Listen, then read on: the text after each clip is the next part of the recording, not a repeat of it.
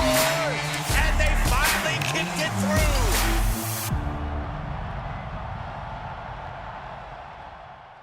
Welcome into Inside LAFC, the Max and Vince podcast. Big week as we're getting ready for the Western Conference semifinals. We join you from our living rooms. We'll be going now. You're at the stadium. Oh, of course. Yeah, I've been here. You're at the stadium, and I am in this Hellraiser domain right now. So it's an non-specified, nondescript location that I cannot get further into. It's not my home. Not my home at all. Yeah, I mean, I know when my eyes need checked, but it's like you're in focus, but it's blurry. I don't know, Max. Maybe this is actually your dream situation. You're the one in focus, everyone else is blurry. That's the effect I wanted to get. But we're recording this on a Tuesday. I'm actually going to the Performance Center. It's a big week, so everything's kind of locked down, and we'll get back to our normal schedule here very soon. First things first, the game against, as you all know, the LA Galaxy on Thursday night. A game will be on FS1 if you can't get to the stadium, starting at 7 o'clock Pacific time. But we're in the throes of the playoffs here. Have you been tuning in? It's been pretty good. I have. It's been pretty good. 5 of 6 home teams have won. As we like to say, it's been going chalk. Chalk, yeah. Pretty chalk so far. Interesting that I think the teams that didn't really want to play and tried to hold out for either, penalties or just like to nip a goal have all suffered, which you kind of like to see even if you're just a neutral. And then, obviously we get Galaxy, Austin get FC Dallas. Like there's just compelling matchups that are coming through. You know what? I really enjoyed first of all, it started on a bad foot. The Red Bulls game, the optics were terrible. The stadium was empty. Then you had the situation with the Galaxy had their game. And, look, I'm not throwing stones here. It was a noon kickoff. If games are at Bank in LA, people get there late. It was kind of empty, but it filled out at the bit. So that first day I was like, and then it started to get better. But I really enjoyed the optics from Montreal because we don't get to see it. It was like the FC Montreal taking on Orlando City.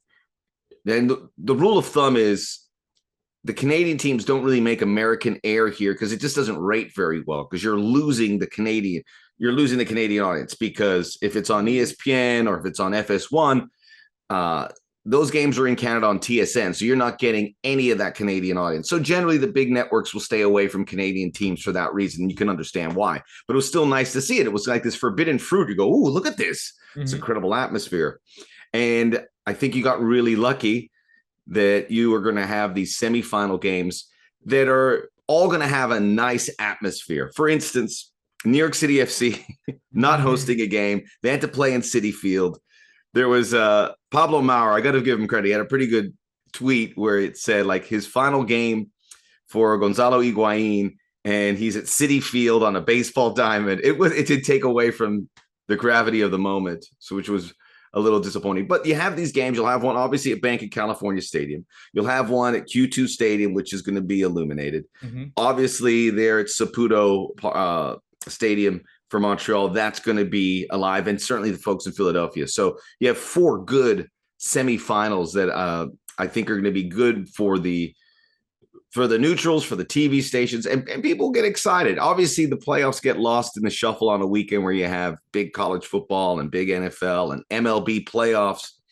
But it held its own, and I'm excited the fact that it went chalk because you got the teams that went there, and you have fan bases that have been engaged all season because their teams have been so good. So chalk is good. Yeah, I mean, maybe you could say that RSL deserved a little bit more from the match that they had. And I tweeted about it and you tweeted about it. Both of us were Ruby or Rubin. We were like, what are you doing, guy? You literally just got a yellow card like a couple minutes before halftime. Your team's up. I mean, he's got to wear that. But yeah, you want to see Austin, Dallas. You obviously want to see Galaxy, LA. You want to see Philly, Cincy, I think, because Red Bulls are interesting, but they're just kind of chaos. There's not really much to it. And I said this last week when we were at the facility. I go, Cincy being at least credible is good for the league because they do have a great fan base. They seem to have a very good coaching staff now, who Kenny Arena is a part of, our friend Kenny Arena, who was at LAFC for so long. They have a fantastic stadium, which is what's so sad about Red Bull is actually that stadium's pretty great. It's great. I love it. Yeah, it's very German, just like Cincinnati's. Yeah. But no one wants to go. Montreal is a team that I bet you, Max, I probably watched 45 minutes total of them this entire season. But man, they have some players. Ishmael Kone is obviously great. Jordi Mihalovic, great. Victor Wanyama, still very, very good and interesting. In that game, I watched, probably about this equal amount, 45 minutes of what I had seen all season. And I was like, wow, this team's really good. I wish, to your point, yeah, we don't see them that much. And I know you can watch them on ESPN Plus, but it's just like, it doesn't come my purview because we don't play them this year. But that's a really good, fun team. And then seeing NYCFC, by the way, have more wins at Citi Field than the Mets in October. That's cold-blooded. That's for our good friend Philly from Defenders of the Bank. I got to get ready for my Cleveland Guardians. They're playing the Yankees. I'll see if they can advance. I hate the MLB playoffs. You have like the Dodger fans are just decimated, and me too, because it is it takes so much time. These postseason games, you have to commit so much time. So if you don't get the result you want, you're like, what did I just do? I know. How do I explain this to my family? It's literally like the pitchers. If you're not familiar with baseball, pitcher has the ball. The catcher is throwing up signs, which is usually a flash of numbers. It's like they're literally doing a math problem for every single pitch. He's got to figure it out, and then they're going to throw the ball. So it's 4 hours. But yeah, I think it's just going to be compelling. I think NYCFC was very entertaining. And a great team goal, maybe the best goal of the playoffs. Yeah. Probably the best goal of the playoffs. Them in Montreal were actually very interesting. So I think sneaky good game that people won't be talking about is that Montreal City game. I think everything else, there's the number 1 seed with Philly versus Cincy and Cincy's first playoff run. There's obviously our game. We're going to get into it deeper. The Dallas-Austin rivalry, but sneaky good game for like a soccer neutral is going to be Montreal City. So I would recommend tuning into at least a little bit of all 4 of these games. I'm excited. I'm excited more so than it has been in years past. And I've seen some of these young players. You mentioned Ismail Kone, who I know it's 1 game, but that was the best performance. He was just so influential. He touched the ball every 3 times for Montreal. He's a 20-year-old player. His family's from the Ivory Coast. They immigrated to Canada. And we know Canada's going to the World Cup. And a huge reason for it is their immigration policy. Because Alphonso Davies' family forgive me for forgetting the country that they immigrated from. But he is a son of immigrants. Jonathan David, their star striker, is a Haitian family. He was born in the U.S. They immigrated to Canada. Now Ismail Kone, the same. So that's a really cool story developing. A young player like Alan Velasco, who had the Panenka for FC Dallas. We didn't have these kind of players to watch in years past. These are elite young players that probably will all be playing for top European clubs, or maybe they make a great living in MLS because the money's getting better. We saw these payrolls come out here. So MLS is very serious about keeping some of these players. I doubt Kone, for instance, because he's already getting a lot of rave reviews, but this is it's exciting to see that. And we'll see some guys for LAFC too, that will hopefully grab that moment. I will say there are 2 big viral moments in the playoffs. Unfortunately, it's a World Cup year, and Aaron Long just got decimated because he'll make a mistake, and everyone's like, we don't want him at the World Cup. And this time he was caught up in a high line. Red Bulls turned it over. Sergio Santos plays a ball in, and Brandon Vasquez is faster than Aaron Long. That's my takeaway from that play, basically. But did Aaron Long know that going into it? I think that was the apparently problem. That's the problem.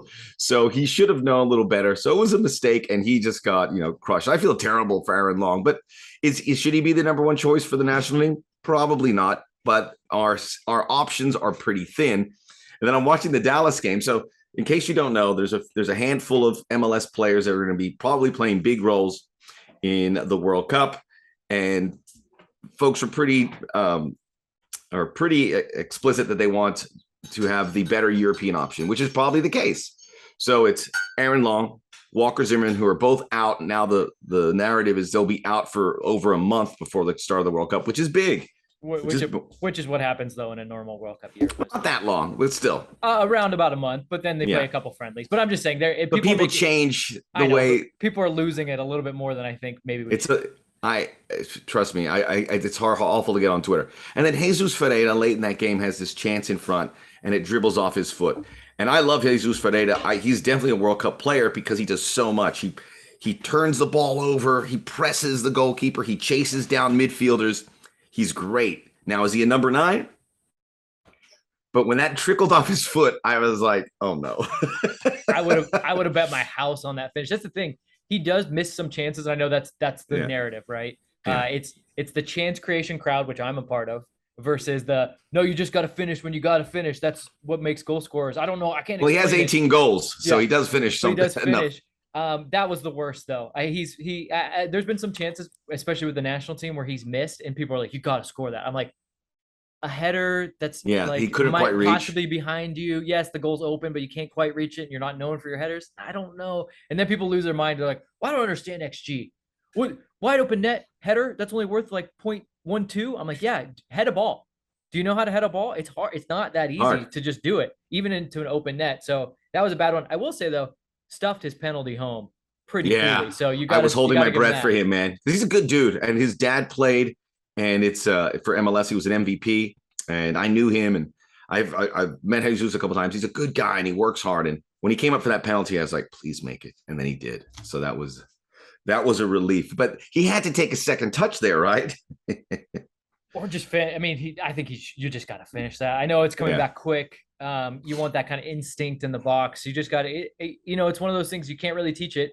But a number 9, like an Erling Haaland, just anticipates every possible opportunity when he's in front of goal. He's like, look, if I'm standing here, the ball's going to come to me somehow, and I got to put it back in the net.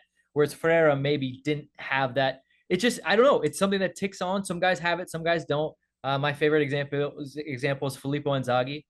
He could have scored that with like his hip. Because it doesn't matter if he's a real poacher. Yeah, if he's in on goal and there's an open net, he's finding a way to put it in. It may not be pretty, but it's going in, and then he's going to celebrate like he just won the World Cup every single time.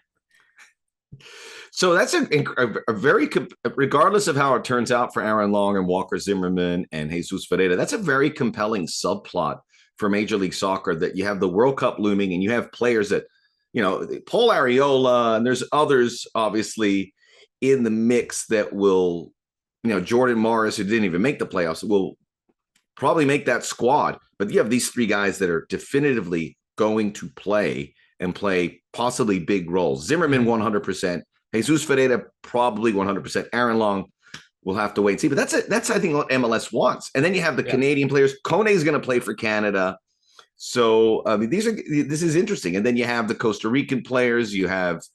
I think we have a couple Mexican players there as well. So this is great business for the league, and just something else to keep us intrigued.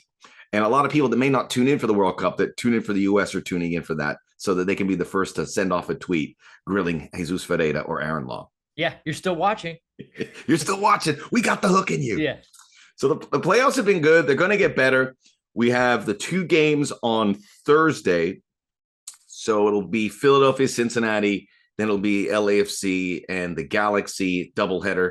They got the scheduling right. Yeah, and then the games are on Sunday, I believe, for the second set of Western Conference semis. And then you have about a week and a half for the Western final. So you can really ramp up to that. So you got to get past this game if you're LAFC. Yeah, I mean, leave it all out on the table, right? Remember we talked about 2019, and we talked with our good friend Jordan Harvey, your colleague there in the booth, and he said, we beat the Galaxy, and then we had to turn around 4 days later and try to play Seattle, who had a very good game plan. Let's give them credit for what they did. And he's like, man, we were kind of gassed physically and emotionally, but this is different. You play on the 20th. The next time you would play is the 30th, 10 days. So there's no excuse. You have to leave it all on the table. And no, actually knowing this coaching staff, it makes me a little bit more optimistic, because Steve Cherundolo has a 90+ minute game plan and says, well, if I've got 5 subs, I'm going to use 5 subs. I'm going to use them in a way that I know will maximize the energy and the enthusiasm we bring, especially in front of that crowd when you know that they're going to be going 90+ minutes. So that is an interesting subplot. But I gotta say, I think MLS got it right by not making the number one seeds wait too long, then having them both play on the same day. Like, it just, this scheduling seems right to me.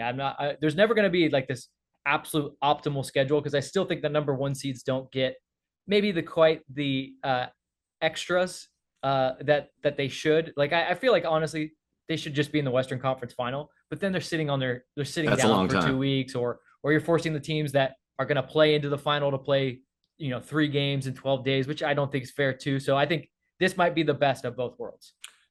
Well, I spoke to armchair analyst and Matt Doyle for MLS, who watches everything. He's an incredible resource. I mean, I'm blown away when you talk to him, because, I was talking about Montreal, and he was, this was on my Soccer OG podcast, and then I was talking about Montreal, and he was talking about some of the players that would come to view that would be key, or whatever team it was. So I looked at the annals of history, and he seems very confident that it is going to be a 1-versus-1 Philadelphia LAFC final. Hope I didn't jinx it. Knock on wood. We'll blame Doyle in the long. We'll blame Doyle. The other team that could break it is Montreal. So those 3 teams are, safely said, head and shoulders above every other team in MLS. Certainly the teams that remain. So that hasn't happened since 2003. Wow. Chicago, San Jose, when the top team in the West years. Play the top team. Isn't that crazy? And that was probably when there was 10 teams in the playoffs. It's that's true. Insanity. Wow. So, I mean, it's been some close calls where it's 1-versus-2, and there's been some really good teams that made the MLS Cup final, but on the other side, someone was a bit of a surprise. But the fact that we got off to this good start with this favorites winning is a good indicator for that. So now you got to play the games, and Philadelphia LAFC have. We'll go into the matchups, but just looking, as you said, about the breaks, Philadelphia and LAFC have to show something, I think, in the first half. And LAFC in particular hasn't been a great first half team. They have been a second half. And this is a 90-minute playoff game where if first half goes awry, you're in that second half and the heart starts to race. Mm-hmm. So it'll be very interesting to see how quickly they get into their rhythm, whether they score or not. The fact that they can play the way they want to play. Mm-hmm. Which they've had some breaks. There's been some international breaks, and my recollection is that they've been able to find that rhythm. And this is a very experienced team, which we couldn't really say in 2019 here and abroad. So, I mean, that is key number one, obviously, to be able to do that against a Galaxy team that has the right 5-day gap, coming in clean. Played, they deserve to beat Nashville. There's no doubt about it. They were the better team. And getting your rhythm, and the Galaxy, they were aggressive. They were playing at home. I would imagine that changes a bit. I'm really compelled to see how those first 15, 20 minutes look, because I think we'll get a good idea about how it can go. Yeah, you got to wonder what the game plan is going to be. The Galaxy definitely, Nashville conceded the ball completely. They were like, hey, look, we've got 5 in the back. It worked against LAFC. Let's do it again. Yeah, we got 5 in the back. We just don't want to get beaten in our box. Well, let's be clean in our box. And that's really what they did. They were. And the Galaxy, to their credit, weren't rushing too much. I don't think so. The one thing that the Galaxy always have to be worried about, even with this new look team, which is much stronger down the middle than they've ever been, they're still not great in counterattacking situations, defensive transition. And they actually gave up the ball quite a few times to Nashville, trying to build out the back. And that could have been a killer for them. But they were patient with the ball when they were in possession. And I think a lot of that goes to Ricky Puig, who everyone is loving. And look, he's a fantastic player. He's one of those midfielders that you love to see him. Well, he's been better than for certain. I'll speak on my man. He's been better here than I thought. I thought he would have a bit of a period of adjustment, but maybe it was for a couple of weeks, but he's a huge part of what they do. Yeah, you thought there would be a learning curve, but now everything runs through him, and he's so clean on the ball. I mean, his passing numbers are ridiculous. The way you can see it. I don't even need to look at the numbers. The eye test shows it. You just look at him and go, man, that kid can pass. He's press resistant.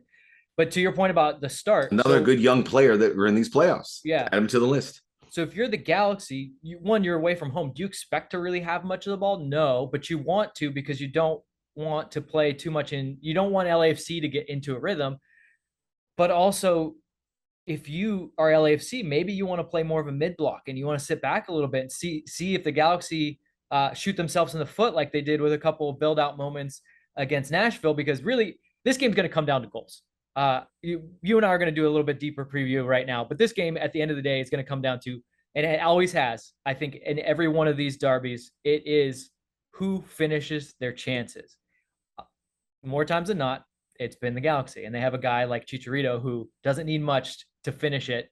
He's another guy that's that fox in the box where like he'll put it in with his backside, he doesn't care, and then he'll celebrate like he just won the World Cup. So this game, but if you're LAFC and you come out in that mid block, maybe I'm not saying Steve's going to do this. They're definitely going to be have a big time game plan going in, but if you can be in a mid block, force some mistakes, but capitalize on them, that is the most important part. LAFC always seems to force the Galaxy into mistakes and then hits a post or goes just wide. I'm thinking of Carlos Vela this season. Was in on goal, couldn't quite finish it off, and then the game goes sideways for you. You have the crazy ending with VAR. What can you do? But hey, we could have won that game in the first half. To your point, Max, LAFC hasn't been a great first half team. It's not like they've been bad. It's just they've been so good in the second half. This has got to be a first half game. Win it in the first half. I feel it. Even if it's 1-1, just show the Galaxy, hey, we're gonna finish our chances today. So you guys better put some worry into their minds, because you and I have talked about this. The Galaxy have nothing to lose. Nothing to lose.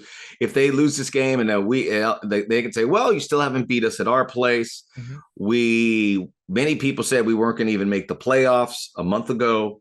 So things fell into place for them. And you got to give them credit. You got to give Greg Vanney and Jovan Karofsky get a lot of credit for scouting, because they really got those moves for Pooch done. Do you get credit for scouting Ricky Pooch? Well, Gaston Brugman, who I want to talk about as well, who is massive in allowing Pooch to do what he wants to do. Mm-hmm. So, the Galaxy, when, we're full of DPs and we're like, where are they going to go? They found something very sustainable, and that's to be applauded. Every MLS team could have done it. And right now there's only 8 remaining, and the Galaxy are one of them. And I would have been very surprised to say that at the end of August, maybe. Because they had won 4, I think 5 now.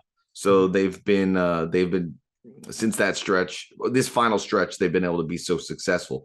So we could kind of go through some of the keys to the game player wise. And it was interesting because when I was doing this last night ahead of our podcast, the names Chicharito and Carlos Vela didn't come up for a little bit for me. Right. Just as keys.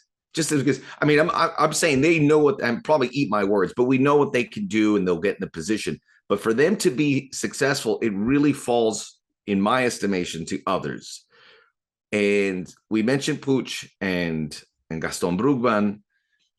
That's the key for the Galaxy and LAFC. Because Pooch and I know you have some cool data that we'll share, but what he does is, and someone compared him to Carlos Valderrama, so back in the days of MLS, Carlos Valderrama came here and he was given the green light to play and pass and do whatever we want.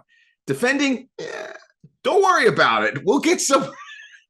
We got guys that do the running for you. He had Steve Ralston, and Steve Ralston he was a tremendous MLS player, just a workaholic behind Valderrama, cleaning up loose ends, messes, whatever it is. So it is believed that Pooch is going to push in these moments, and there's going to be space behind him, which LAFC can exploit. That's where Brugman becomes a huge key, because I think he's going to kind of cover that. So I look at that, and I looked at how it's going to look differently from the Galaxy playing at home and playing here. But there's a big gap there, too, that Nashville was never going to exploit. LAFC can, and to me, that is the beginning of where this game goes. And just thinking about it, Vince, gets me excited because it really feels chess matchy in many ways. It does. It's 2 very good midfields, probably 2 of the best in MLS, but constructed very differently. As you said, Brugman is he's the balance. He's going to run a lot. He's going to fill in the gaps that Pooch is going to leave behind, because he's the guy that wants to get forward, wants to get the Galaxy out and attack, and wants to basically just get on the ball in spots where he can dictate the game. And then Delgado's an in-betweener who really runs a lot. Actually, Delgado and Kellen Acosta are going to play very similar roles, where they fill in a lot of spaces. They can pick a pass. They can give you something offensively, but really what you want them to do is just work. Brugman and Ilya Sanchez somewhat similar, but the guys that vary are your Jose Cifuentes and Ricky Puig. And like I said, Galaxy is set up to basically have a 2-1. Delgado, Brugman, they're going to prop up Puig, and Puig's numbers are very good. Whereas LAFC's it really is three guys that all have to work, because Sifu does put in a lot of work. And so that's where I think the chess match comes into. Can you force Puig to defend? Or if he's not going to defend, can you force the Galaxy to have to send someone farther back because it's one less guy that's in? But I'm looking at this, and we did this. We talked a little bit about the midfield in LAFC 360 yesterday, and a lot of commenters were saying, man, as much as it was cool that we got Gareth Bale, Teo, Bwanga, all these wingers, I really wish we would have done something in midfield like the Galaxy did. And people were like, we slept on that Puig move. We should have been in on that. I said, I don't know if we were ever going to be in on that, although I bet you John Thornton, with the way he likes to play football, likes a guy like Ricky Puig. But he doesn't do the one thing that I think that Sifu does, which is defend or press or do anything. Because Sifu is in the 88th percentile in pressing. Puig, 20th. It's a big drop off. But so people are screaming at the screen right now, or in their car, and they're saying, yeah, but look at what Puig does offensively. Well, okay. You got something? So Sifu has obviously played much more than Puig has. 2,345 minutes to Puig's 826. So it's hard to compare their raw numbers, their raw goals and assists, because Puig has 3 goals, 2 assists. Sifu, 7 goals, 6 assists. This is from Football Ref, by the way. So if the assists are lower, it's because they don't count the double assists like MLS does. So his raw numbers are better. But so then what do? You break it down by per 90. And for me, I'll take it one farther. I break it down without penalties. Puig does have 1 penalty goal. So take that out. Sifu doesn't take penalties. If he took one, he could probably make it, but he doesn't take them. But you look at it and you say, Puig, per 90, goals plus assists per 90 minus PKs, 0.44 a game. And his XG is he creates about 0.34 per 90. Sifu is 0.50 per game, actual goals plus assists minus penalties. And then his XG is 0.48, which is better than Puig. Now, Puig, obviously better passing numbers because he's cleaner. But you look at Sifu's progressive passes and progressive receptions, which basically is talking about moving the ball closer to goal than it was the pass before. He's right up there with Puig. So offensively, he is doing the damage just in a different way. He's not as sexy. He's not going to play that sexy killer ball, but the results are still bearing out that he helps his team and gets. I was very happy to see a lot of people put Jose Cifuentes in their best 11. A couple people left him out, probably because he's not as sexy of a player and is clean on the ball. But the numbers, I mean, if you're gonna celebrate Ricky Puig, you got to celebrate Sifu and just that different kind of 10 role, which fits more into LAFC's DNA, more into Steve Trundle's DNA, coming from a German, coming from Germany for so long, and the way that they look at their players. Everyone's got to work. So Sifu's got to work, but he's still having the end product. I think that's very interesting as we talk about Ricky Puig and just how good he's been. Sifu's been right there with him every step of the way. That's tremendous. And again, a guy who's exceeded all his expectations this season in Jose Cifuentes, who people are lapping over to see if he can they could possibly get him from LAFC, and LAFC obviously holding firm. Love him now, people, because he's going to the World Cup. He's probably going to play in a couple games. Yeah, and by the way, we have a responsibility for the Ecuadorian public. We got to keep these guys getting games. Mm-hmm. And I know what just going back, because there's usually a month off before the World Cup. And, people are going to be critical of some of the MLS and Liga MX players that aren't going to have those games going in, but they're going to be fresh. I will say this. I was looking at the European schedule, and it is concentrated. It is bang, bang, bang, bang. There's going to be some, you want your guys to have games, but 5, 6, 7 games between now and the World Cup, that's going to wear some people pretty thin. Yeah. So that's what makes this World Cup so compelling, because it's going to have all these different elements coming into play where maybe somebody was overworked, maybe someone didn't get enough work, but what's it going to look like? Right. So very interesting. And I guess we should, a good place I kind of jumped on the midfield discussion. It's but the most compelling. It's the most compelling matchup of this game. I mean, I think it deserves its spotlight because of the players that the Galaxy brought in, the way they've retooled, and then just LAFC's midfield. much criticized, I think, by a lot, like I said, by a lot of people because they aren't as sexy, but man, they get the job done. What's wrong with being sexy? That's Right? Spinal Tap. Nothing. Nigel Tufnell. Sexist. Sex. The album was sexist. Not anyway. Go see that movie if you haven't. But we should. I was meant to say we should probably get an idea of what the lineup's going to look like. We don't know it, but Sifu Latif played some games. Sifu's going to start. It's going to be Kellen Acosta and Ilie Sanchez. That back line, the question is, I think Hollingshead and Chiqui Palacios, obviously Maxime Crepeau, Giorgio Chiellini. The question is Murillo. And that's what it's a Murillo or Segura. And I would tend. I actually wanted to bring this to you because you've been pretty pretty adamant in it's like pick one. You'll probably be fine with Segura or Murillo next to Chiellini. But you were saying if it's a more physical guy, you probably want Murillo. Now, Chicharito. It's not a more physical guy. Yeah, he is physical, but not really. He's actually more of a movement guy. So I'm wondering, Max, I'm kind of leaning more towards Segura if it was me. Now, look, again, we don't make these choices, but just the movement, I feel like Eddie is a little bit more precise. But I want to defer to you, Max. What would you do in this situation with the choices that Steve has as a center back? I would tend to think it looks like Eddie Segura, and certainly because he's been playing a little more regularly. Although Murillo was suspended the last game, that's why that happened. Although if he was ready to go, who knows if he would have started. Mm-hmm. They played with Chicharito, Grandsir, and Costa out wide. I mean, Douglas Costa was a bit of a surprise. There's some other options, Kevin Cabral and obviously Dejan Joveljic, who came in late. I would say, I mean, maybe, I don't know if they bring in Cabral for. No, I think the Douglas Galaxy. Costa. I think we're going to see the same lineup that we saw against Nashville. Yeah, and Grandsir was a handful when they played them. So, but I'm okay with the fullbacks getting that. I think Eddie Segura makes sense here. You've just got to have that accordion defense between Chiellini and Segura to make sure that Chicharito doesn't get that space. Mm-hmm. And he's gotten the space in past games with LAFC.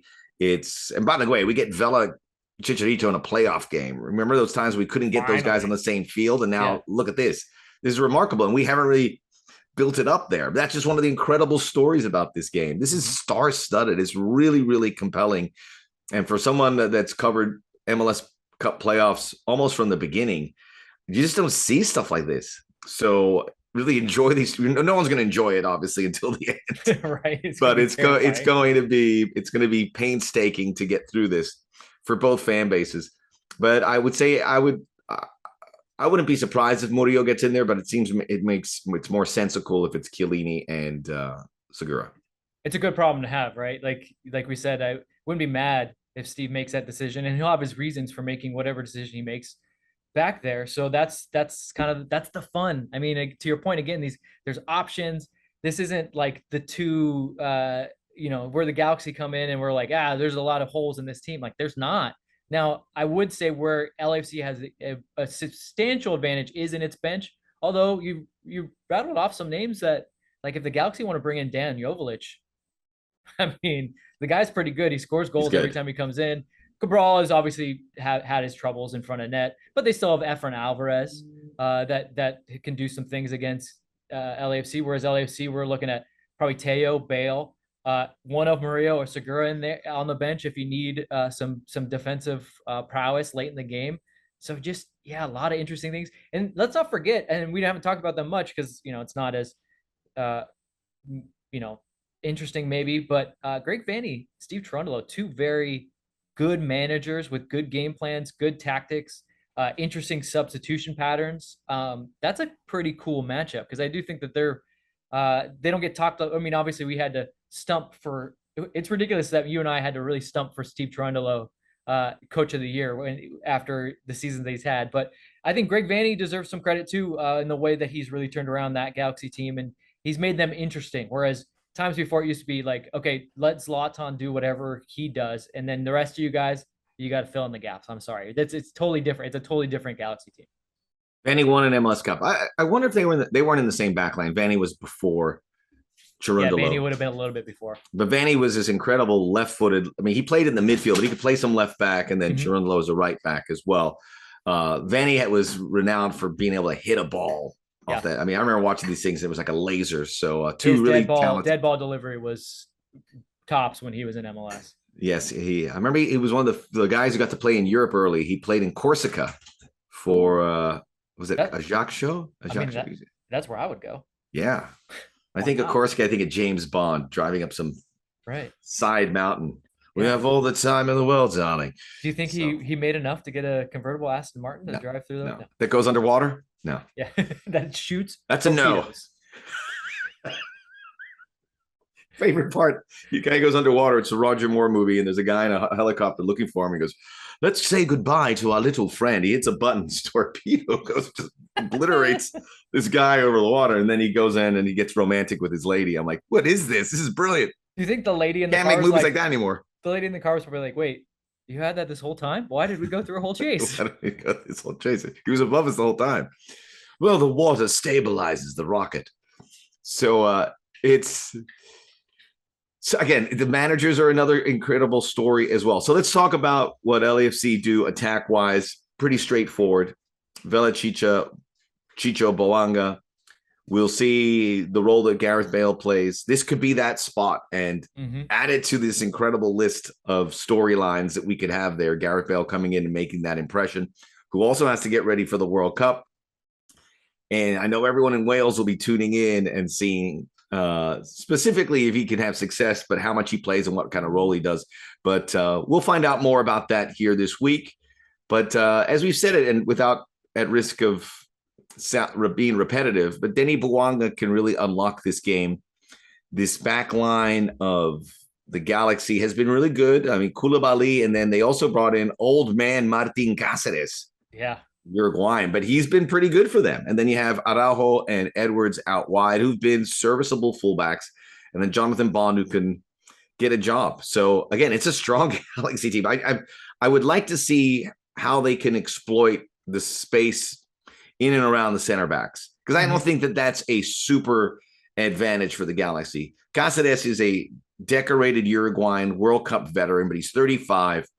And Koulibaly is a guy that LAFC has exploited this season when they played. So there is how they exploit it. I don't know. It would seem that Chicho has to be pretty active, and then maybe Gareth Bale here. But Denny Bouanga can certainly go deadline run more centrally, maybe between the fullbacks and those center backs. And who knows if that what it opens up. But I would imagine Carlos Vela might have a peach opportunity or two from a little further back. Yeah, get in and around those center backs. Get them wondering if they're coming or going. Are they going to the man that's dropping in to that little space between them and Brugman? Like if Brugman gets pulled out, and then you can get let's say a Carlos Vela in front of Cáceres and Koulibaly, and then you got Chicho and or Bouanga running off them. That's where you're going to find some joy, because Koulibaly and Cáceres, as good as they've been, they're good for a mistake in each phase of play, whether it's one in the buildup and then just one kind of risky tackle where they're like, I think I can get there. No, you can't get there anymore. I think that is, but you got to put them under pressure. And Nashville just didn't. They were so comfortable against Nashville.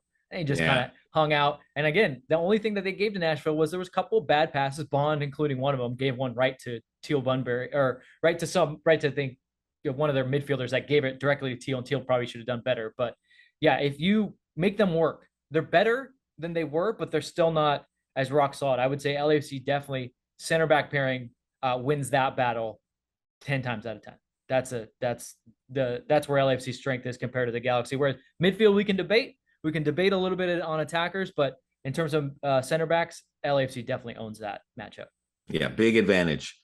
One last thing I wanted to bring up, and it is with regards to this game, and it is discipline, because the Galaxy have a astronomical 14 penalties won this season. So just so you know, 14 led the league by 3. The next team had 11.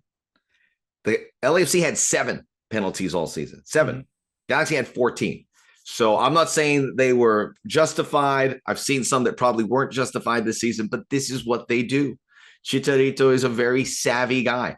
I encourage the dark arts in football, especially in a playoff game. Oh, yeah. You don't leave anything out. If you see an opportunity, you take it. If someone tugs you and you're there, go down. That's what the Galaxy are going to do. So you've got to be aware of that, because 14, that's like almost one every 2 games. It's double what we had. Great math, Vince. There you go, real quick. Wow, right off It's the top of my double. head. I'm surprised I could do that. I've been out of school But for I was so looking long. at the stats. I was like 14. I go, what do we have? 7. And remember, Yeah, but Max, at least refereeing's been so much better in these playoffs, hasn't it? Oh. actually, I was going to say it couldn't. But wait, I was watching Ted Uncle last night. I go, he wasn't bad. He was kind of controlling it a little bit. Ismail Elfath, who is the referee of the year and going to the World Cup. Yeah. Didn't have a. You and I, just to go off topic for a hot second, because we're talking about referees, we both found a new common enemy, and I agree with you 100%. Felipe. What? I want to give you a yellow card just for asking for handballs and yellow cards all game. And then you should get twice lengthy protests where he was wrong. Yes. Like, and is it possible to give him a yellow card for then getting on Twitter and being like, keep doubting us? You're like, what are you talking about? You were the favorite. Yeah, you're the two. You're playing Real Salt Lake. They finished 7th. You had 60 minutes with a man advantage. And then you came on the game and we're just classic Felipe. It's like never changed, though. I love you. I love Felipe. That's why, but listen, that's the kind of player in these situations you wouldn't hate having because for that very reason. Yeah. Who's our irritant? Yeah, I'm trying to think of I was trying to think of a word that we could say that's PC. Because there's a lot of good words for that type of player. But yeah, we need somebody that can stir it a little bit. Maybe it's Chicho. But see, Chicho walks that fine line where like he goes too far and then he's out of the game. I will say though, I have high hopes for Chicho having had kind of a bad game against Nashville. He always seems to turn it around. He doesn't go very long without scoring, especially after having so many chances. My LAFC 360 pick, and I did this on purpose because we have quite a lot of Lakers fans. And unfortunately, the Lakers probably won't be that good this year. So let's think about the Lakers of yesteryear. And so I brought up Rambus? No, big game James Worthy. You remember James Worthy was a player that's a very obviously Hall of Famer. Big game James for a reason. But I was looking this up and I was like, why did they call him Big Game James? And because he was on championship teams with Magic Johnson, Kareem Abdul-Jabbar. He was never going to be the star player of that team. Yet he led them in scoring in 2 of their championship years. Wow. So I started to think, as you said, hey, we haven't really talked much about Vela and Chicharito, but we talk about a lot of other stuff. Bouanga, big game Bouanga. Because remember this, 8 games against the top 4 in France last year when Saint Etienne got relegated, 4 goals in 8 games against the top 4. Those are big games for Saint Etienne. And then a goal in each match against PSG. So if there's someone that does not care who the Galaxy are and their 5 MLS Cups, Denny Bouanga. And I just think it fits the narrative. He's not going to get talked about as much as Carlos Vela, Chicharito, Ricky Puig. But if he comes in there and scores 2 goals and leads the team, it wouldn't surprise you, just like James Worthy. So there's my kind of sleeper pick for a guy that I think is really going to influence this game. I like that idea that they don't care who the Galaxy are because we saw it early in the season from the guys who played in MLS. That first game with the controversy in Dignity Health Sports Park, you looked at the players, they were tense, whether it was Maxime or Ilya, because they knew the gravity of this game. They wanted it so bad. Mm-hmm. And I think early on it kind of got them off. But you have these guys that don't, they know. Giorgio Chiellini knows about this, but he's like, hey, this is a derby game. You don't play 6 goals. It's not a derby game. Right. So he's like, I've played Juventus Milan and Juventus Inter and Juventus Torino. I've played Italy, England, Italy, Germany. It's like, he knows. I got a handle of this. Yeah. So I think, what a warm, comforting blanket he will be, I think, in the big picture of things. And so happy that he's been able to be brought into this team where he is a big part of it now. And just going to be ready for this. And the way he does it too. There's a lot of players that lead by kind of example, but then it's also fear-based. Like, I don't mess up, you don't mess up. Giorgio's so the opposite, where he's like, look, mistakes happen. How do we bounce back from it? And just the way he brings it's perfect for a young team. What a resource he must be for LAFC and for the players all this week. If you're feeling, if you're an LAFC player and you're listening to this or watching this somehow, and you're wondering, and they do, yeah, hello, you're wondering, I need a little bit extra edge, or I'm a little bit tense. Go talk to Giorgio. I'm sure he'll talk to you for an hour, and he'll probably make you feel at ease, and you'll have one of the best games you've ever had, because I just love the way he does that. I love we get so caught up in obviously the results, and players fail. It's always like, if you don't win this game, it's a choke. And I don't know. There's chokes in sports, but I don't really believe in it so per se, because these are professional athletes. Just, it's refreshing to have a guy that's like after the Austin game, He was like, I'm so disappointed. You couldn't have found somebody that was like more hurt by that game. But he said, he's like, look, you go down a goal, these things happen. What cannot happen is then you go down 2, then you go down 3, and then it's too late. So I think he's going to be preaching that all week, and that's got to be something. That's all. I think that's all you got to have in your head. Mistakes are going to happen, but how do we bounce back from it? Maybe that's the best way to break this kind of, not curse, but just this tightness that it's inherited. Isn't that weird? Like all these players have changed. Did they like as players left? Did they touch the shoulder of the new LAFC players and like pass on the Galaxy? We're at that point, no? It feels creepy, but look, I think if you win this game, like we said, it still won't be at dignity. But I feel like if you win this game, and then obviously you win this game and you go on to bigger and better things, a la MLS Cup, I think you can kind of put that to bed next time you go to Dignity Health Sports Park. But let's start here. Yeah, and Vince, just to clear something up, we said that Galaxy have nothing to lose. Of course they have something to lose. They're in a Western Conference semifinals. Even if you're not supposed to be here, you're 2 wins away from getting to a final. And that's not afforded to a lot of teams. And when you get that opportunity, you got to seize it. So yeah, they do have some things to lose. So there's going to be tension for sure in that camp. And they're not going to come in, they're not going to come in that way. We just know that this is a season about LAFC. And they are equipped with that, the Galaxy, and they know that. But they also know that they can't let an opportunity like this slip through their fingers. And if it does, then LAFC certainly grabs some bragging rights in this game, which we can't wait. So Thursday night, under the lights, Bank of California Stadium. We'll be there with the 110 football pre and post. Same spot there by the old Fields or Free Play. Somewhere out in Pepsi Plaza. We've been actually kind of over towards the main gate and the kind of high end entrance instead of HQ, but somewhere in that Pepsi Plaza. Just look for lights, look for cameras. You'll see us. Yeah, and you'll come by before, come by after. Great voice of Max Bredos.